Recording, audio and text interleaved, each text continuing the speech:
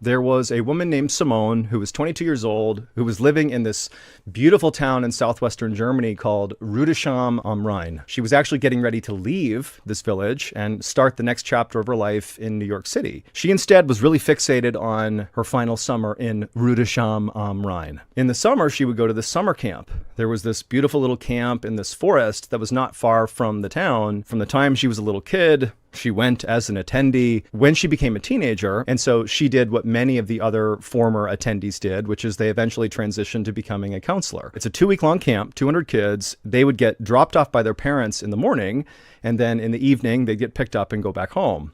But for the counselors, they would actually live at the campsite for the 2 weeks, because after the kids would go home at night, all the counselors would retreat to their tents, put a little campfire together, and so they just like party. Mid-July, she heads out to the camp. She gets there a day ahead of when camp starts, and they have this wonderful first day of camp. And then in the evening, Simone and the other, dozen or so counselors, they excitedly grabbed, their beer and wine, and they're all, having a good time, swapping stories, So it's well past midnight. Simone finally is like one of the last people to climb into her tent. It's just so hot. And so she decided she would pull her cot out of her tent and just basically set it just in the woods. She wasn't the only one doing this. Some of the other counselors had also struggled to fall asleep because of the heat. She falls asleep. Simone is thrust into a visceral nightmare. This post-apocalyptic skyline. And between her and these buildings, so in the foreground, are all these people. Their clothes are in tatters, and they're standing there just staring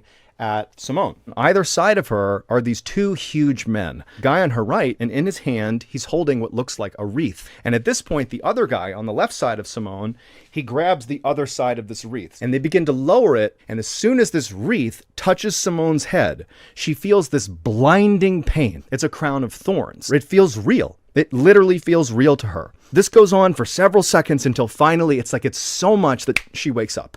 And so she reached up and touched her head. There was no crown of thorns, and so she's relieved. But when she brought her hand back down, she can't see her hand. It's too dark.